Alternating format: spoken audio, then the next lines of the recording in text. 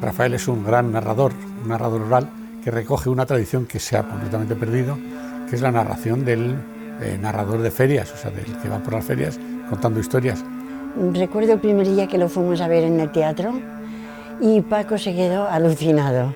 La magia del brujo es su encanto personal, su atractivo, su capacidad de comunicación con la gente. Rafael el brujo se puso el brujo hace mucho y realmente el brujo es bonito porque es acto de brujería, pero yo he dicho que siempre es un funambulista que anda por la cuerda floja. Desde que yo le conocí iba en una cuerda floja y no sabe si va o vuelve. Es un ser muy especial. Pues como es Rafael, si es que además acabaría este razonamiento diciéndote, pues como Rafael. Pero es muy difícil, es casi imposible, son las cosas que no... Si se pudiera describir no sería tal magia. Es muy grande, muy grande.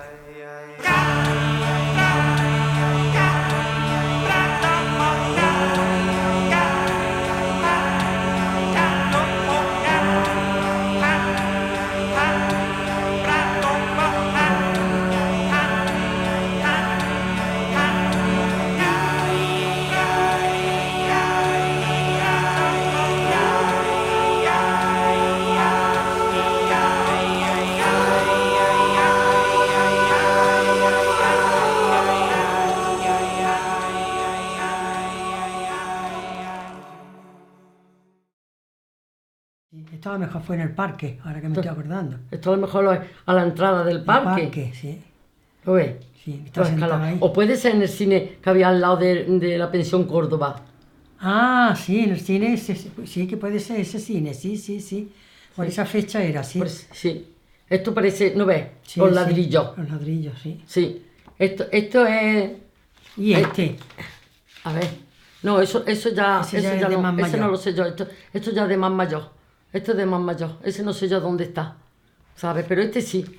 Este es la casa arriba de la pensión Córdoba. Que había un cine. Que había un teatro, un cine de verano. Sí. Y a ese iba muchísimo allí.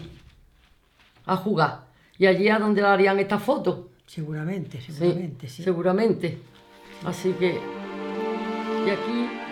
Esta es la misma.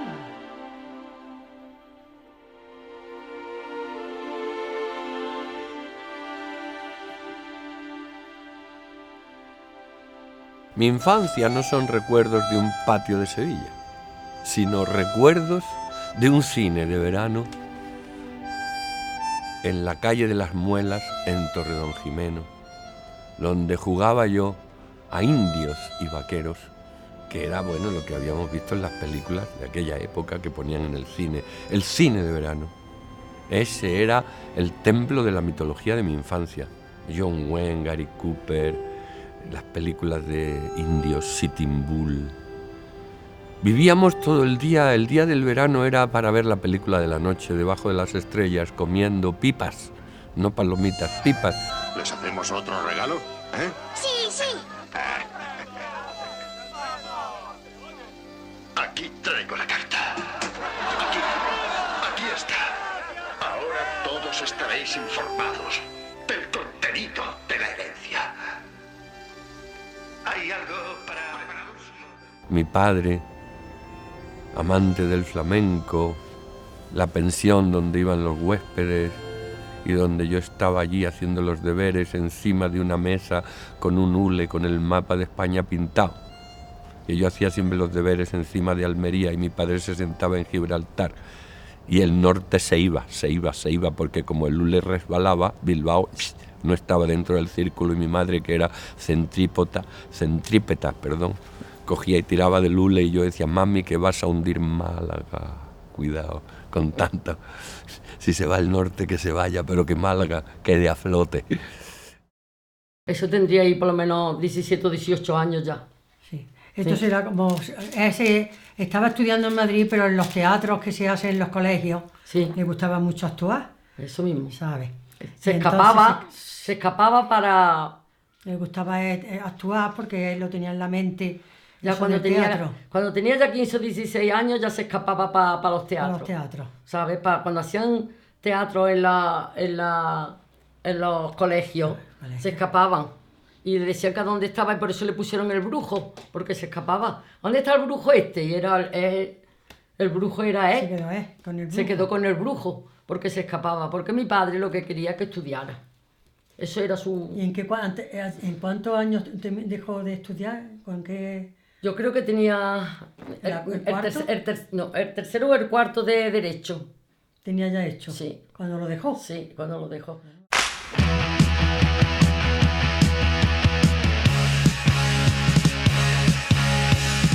Yo llegué a Madrid despistado, completamente virgen, y Madrid me fecundó.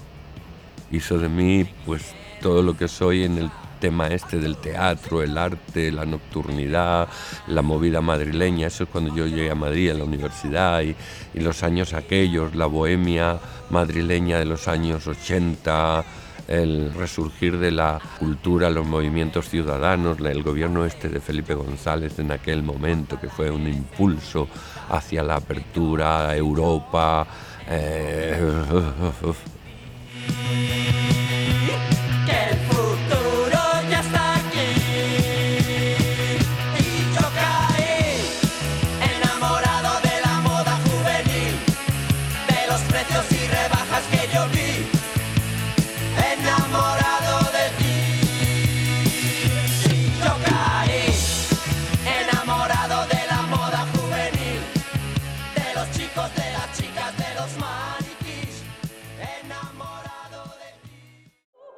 Pedro Moreno y Francisco Leal llegan el día 3. Entonces, intentar también medir a ver en horario cuando hacemos ensayos técnicos, o sea, ensayos mecánicos, sobre todo con la piedra. Los solistas, en vez de venir a primera hora, vienen casi 7 o 8. El amor por el teatro surgió descubriendo el misterio de los ensayos que organizaba José Carlos Plaza en el teatro del Salón de Actos del Colegio Mayor San Juan Evangelista. Y allí yo asistí a un ensayo. Me gustó más el ensayo que la representación, porque José Carlos Plaza hacía del ensayo una especie de laboratorio. De hecho, luego la escuela se llamaba Laboratorio de Estudios Teatrales de William Layton. Y aquello era maravilloso, cómo improvisaba, cómo buscaba las sensaciones, cómo se inventaba las cosas sobre la marcha, recreaba los textos, jugaba con las luces. En el propio ensayo creaba una atmósfera impresionante, y yo lo descubrí, dije, esto es increíble, es un método para el descubrimiento del paisaje que hay más allá de la ventana abierta a lo desconocido, que decía Caballero Bonal. Ahí se juntaban tres cosas casi extraordinarias. Una, primero, que éramos muy jóvenes. Dos, que éramos muy valientes y estábamos enfrentados a un sistema político terrible, ¿no? El San Juan Evangelista era como el centro en que estábamos todas las personas de izquierdas, intelectuales bien pensantes y con ganas de hablar sobre nuestra alma y libertad. Y entonces se creaba un clima muy bueno. Y luego la tercera cosa es que un ensayo, y yo entiendo que Rafa lo recuerde, porque los ensayos tienen algo muy especial. Los ensayos, el actor se desnuda de alguna manera, y el director, al menos el tipo de director que soy yo, intento desnudarme también con ellos, y estar con ellos a su lado, y provocarlos y jugar con ellos. Entonces se convierte en un juego de niños, lo que es el teatro, ¿no? Esa frase tan bonita que es to play, ¿no? En inglés, o jouer en francés. ¿Qué haces ahí tan calladito? No dices nada, ¿eh? Luego todo se sabe.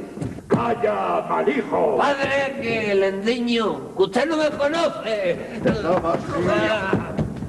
Eso era antes. Ahora su menduna es su nombre, papá. Ciriaco, deja al chico que no está en condiciones. Borracho, golfo. Lo que usted me ha enseñado, verdugo, que es usted un verdugo. Caradura, chusquero. Malpadre, soplapito. Golferas, pinchaúvas. El pinchaúvas será usted y no insulte. Cabrito, robapera. Padre, que me pierdo. Que la reúna sin mirar con mi padre. Lo vi en la Taberna Fantástica y su padrino fue Paco Rabanne. Y yo, ¿qué quiere que te diga? Me emocioné muchísimo, muchísimo, porque es que desde luego me dijo Paco, tu hermano tiene que ser de lo mejor que hay en España. Dice, vaya un monólogo que me ha hecho. Fenómeno, fenómeno, fenómeno. Me emocioné un montón.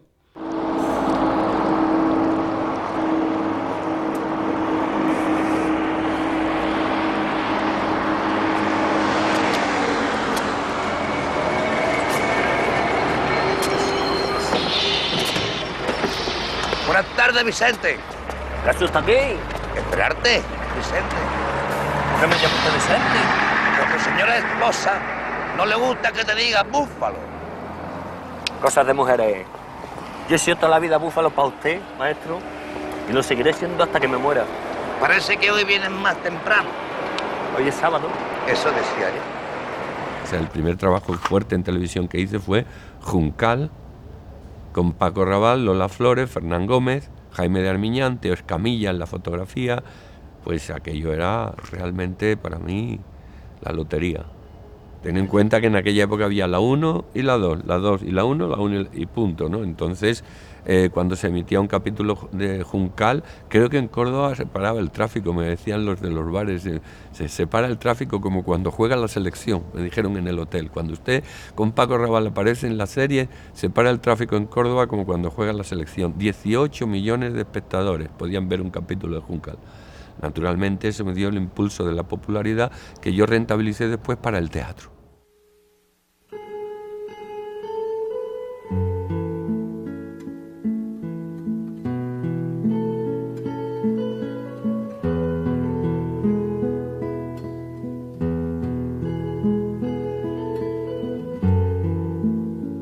La primera vez que lo fuimos a ver con Paco, Paco se quedó entusiasmado de verle. Y luego ya más tarde, pues me llamó a mí para prepararme unos recitales y tuvimos una conexión, bueno, muy buena, porque quería que le contara mis experiencias con Paco, cómo lo había conocido, y salíamos a veces llorando y a veces riendo. Yo tengo 2 o 3 asuntillos a la vista. Ya. Nada de nada, ¿verdad, maestro? A ti no puedo engañarte, mi arma. Yo sí que usted trabajar, lo que pueda hacer es enseñarle a usted el oficio. ¿Qué oficio? El mío. Cine poco puntualmente, algunas películas con buenos directores, todos ellos. Con José Luis García Sánchez y con Fernán Gómez hice la película sobre el Lazarillo, que terminó García Sánchez porque Fernán Gómez enfermó, pero el guión era de Fernán Gómez y lo pude ver rodar durante 2 o 3 semanas, gocé de ese privilegio. ¿Y yo cómo, tío? ¿Cómo? ¿Cómo olisteis la longaniza y no olisteis el póster? No supe lo que Dios hizo de él, ni me preocupé de saberlo. Gracias, gracias. Dios bendiga a vuestras mercedes. Gracias, gracias. Muchas gracias. Gracias, Señor, gracias. Dios bendiga a vuestra merced, Señor. Muchas gracias. Gracias, señora. Gracias.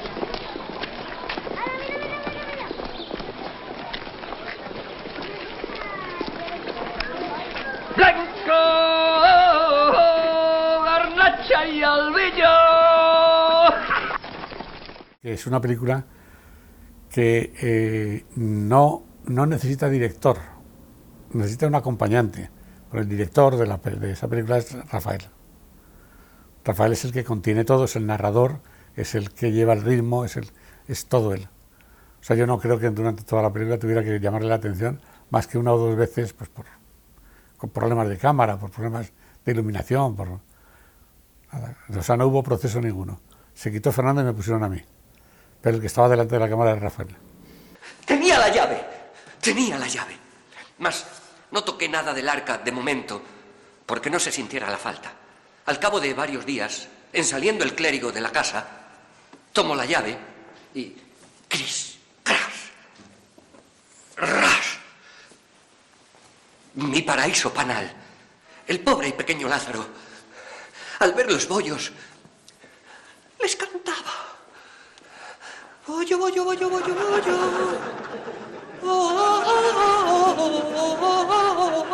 Oh, bollo. Tomo entre mis manos un bollo y en 2 credos, invisible, sin olvidarme de ras, cris, cras, cerrar el arca, y comencé a barrer con mucha alegría, pues imaginaba con aquel remedio haber remediado toda mi vida. Manico, manico, manico, manico. Hay personajes que te atraen. A mí me decía una señora, tú haces siempre papeles de rotito. Ella vivió en Perú y utilizaba este lenguaje. El roto es el pobre, el pobrecito, el perdedor, ¿no? El antihéroe. Tú haces siempre papeles de rotito, porque todos los personajes que yo hago tienen una dimensión antihéroe convencional, ¿no? No son personajes que tienen el fulgor heroico o la galanura o esa fuerza magnética del protagonista que irrumpe con ese brillo de protagonista. Son personajes a veces protagonistas, pero precisamente por lo contrario, porque representan humildad, pobreza, no sé, cierta debilidad, fragilidad, ternura. Lazarillo de Tormes, el mismo personaje de Juncal, siempre son rotitos, están quebrados, están rotos.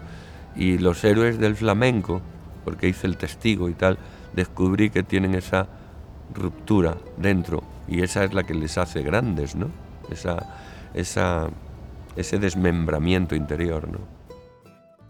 L'atteggiamento che prendevano le donne quando andavano alla fonte a lavare. Pare che si chinassero molto verso la fonte per sciacquare, eccetera, eccetera. E nel movimento che sviluppavano del lavoro pare determinassero un'alternativa dinamica, circolatoria o ondulatoria, in forma plastica, che determinava nel retro, detto gluteare, un piacere ai passanti che occhieggiavano e risentivano.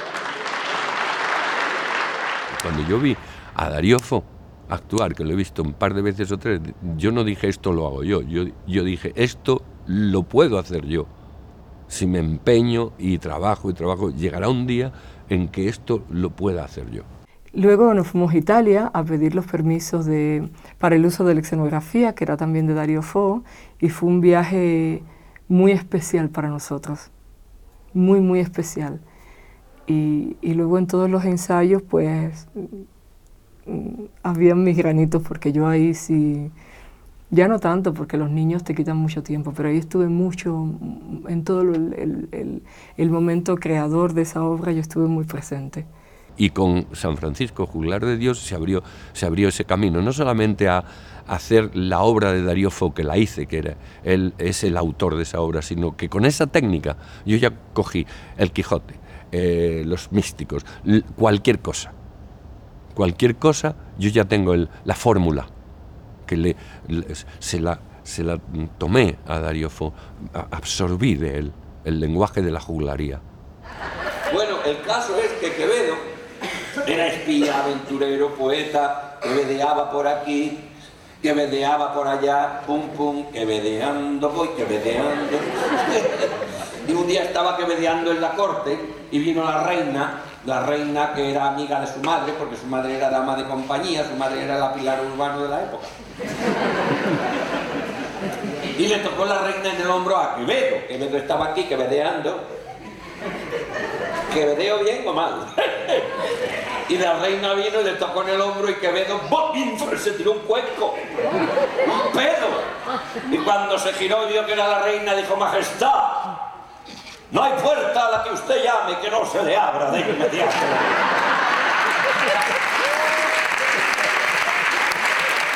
Si oyes una música, una de las cosas bonitas que tiene hacerse mayor hace tiempo que no voy vestido de romano.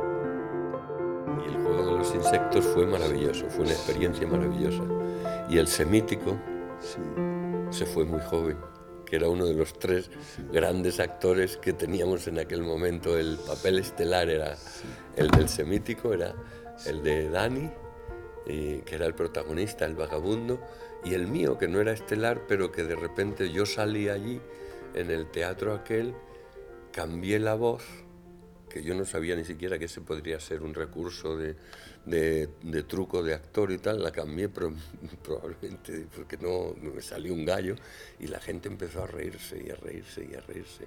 Y cuando salí de allí me dijiste, tú eres un actor cómico. Y yo dije, qué putada, yo preferiría haber sido un proyecto de Sancho Gracia, que era lo que en aquella época era el prototipo de alguien que tiene éxito en la televisión, porque la televisión era la medida del éxito dramático, ¿no? Los Estudios 1, Curro Jiménez. Y el otro día de gira te llamé por teléfono y no me lo cogiste, y luego no te volví a llamar porque vi un Estudio 1 de la obra Jazz de Marcel Pañol con Rafael Ribelles. ¿Tú te acuerdas de eso? Hace 150... Bueno, cuando Napoleón tenía tanques y eso, o sea, que hace tú 1000 hacías años. un papel de actor ahí. Sí, sí, sí. Y yo también. Sí, sí, sí. Y mi padre se puso muy satisfecho porque me vio por fin en el teatro. Sí. Y mi cuñado le dijo a mi padre que no es ese. Sí. Que era uno que hablaba y hablaba, que no es ese, que es uno que aparece al final, cuando entra Rafael Ribelles y todos los alumnos se levantan. Es uno que estaba al fondo, que estaba de extra y solo se levanta. Mi padre, no es el que hablaba. ¿Sabes quién era el que hablaba? Sí. Margallo. Margallo. Estábamos Margallo, tú y yo allí. Se parecía a mí mucho, con el pelo rizado, sí. ¿Te acuerdas? Y entonces mi padre creía que era yo maquillado. Sí. Era una época, hombre, éramos jóvenes, inmortales, brillantes y muy simpáticos. Y luego había 2 o 3 elementos claves que yo creo que caracterizan mucho a la gente de teatro que ha tenido una larga trayectoria. Bueno, si tienes salud, si te mueres antes se acaba la trayectoria, ¿no? Pero si tienes salud. Yo creo que teníamos una cosa, si te miro ahora y me miro yo, digo, pues yo creo que eso se ha mantenido. El San Juan aquí, hay 2 o 3 cosas que se han mantenido. Y lo más importante, una palabra que es clave en la vida para dedicarse a esto, que es ilusión. Da igual el San Juan Evangelista que el teatro donde estás ahora. Hay una cosa extraña, ¿por qué haces teatro? Yo desde luego lo he hecho toda mi vida por ilusión, porque me ilusiona hacer eso, ¿no? Nos ilusionaba. Esa ya la tenías en el principio. La teníamos, y tú. La tenías, no, pero el manejo del lenguaje todavía no. Bueno, luego hemos ido aprendiendo muchas cosas, pero la ilusión no se aprende. La ilusión es algo que el mundo se cae a tu alrededor, el mundo le pasan cosas inverosímiles, la gente se muere, enfermedades, política, no sé qué, y tú estás a lo tuyo, tú estás al ensayo allí, a montar una obra en pleno estado de excepción, no sé qué. Pues a mí me ha costado el San Juan Evangelista, la cárcel, expulsión, las cosas que me ha costado, pero todo eso me daba igual, era la ilusión, montar una obra, estar allí. Es que las horas de ensayo se pasan volando, ¿verdad? Sí, sí, sí. No le entra a uno ni ganas de ir a orinar. Bueno, y eso es, estábamos hablando, no, en aquella época, no, cuando éramos jóvenes ni siquiera orinábamos. Orinábamos en Navidad o así, nada más. La noche vieja. Poquísimo. Pero era la supervivencia.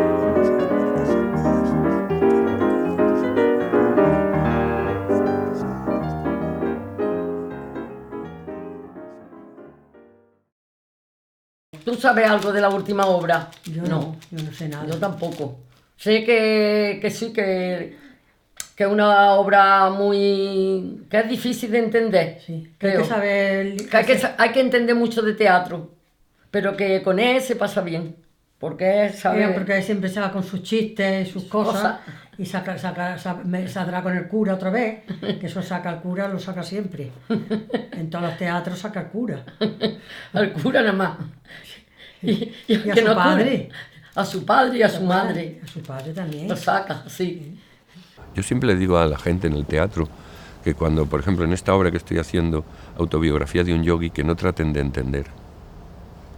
No traten de entender y la gente se ríe. Digo, no hagan ningún esfuerzo por entender porque va a ser peor.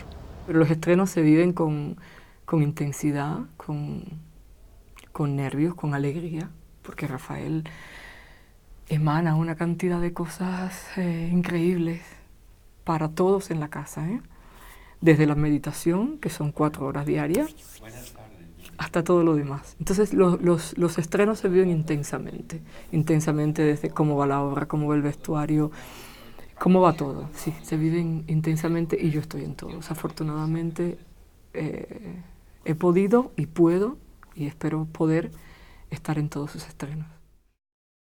Rafael Álvarez, el Brujo, actor nacido en Lucena, recibió el don de la palabra en Torredonjimeno, cautivando desde entonces escenarios de toda España entre ensalmos y quejíos. El día en que el Ministerio de Cultura reconoció su mágico arte con la medalla de oro al mérito de las bellas artes, se escuchó en el teatro un familiar bien hecho, Búfalo. Nosotros, hoy, solo podemos decirte muchas gracias, Brujo. Podría haber un resurgimiento en Andalucía místico, filosófico, técnico, científico, de una especie de renacimiento andaluz si se combinara esa fuerza subterránea que habita en el flamenco, en los grandes poetas y en ese imaginario colectivo, con una actitud distinta por una vez, con una actitud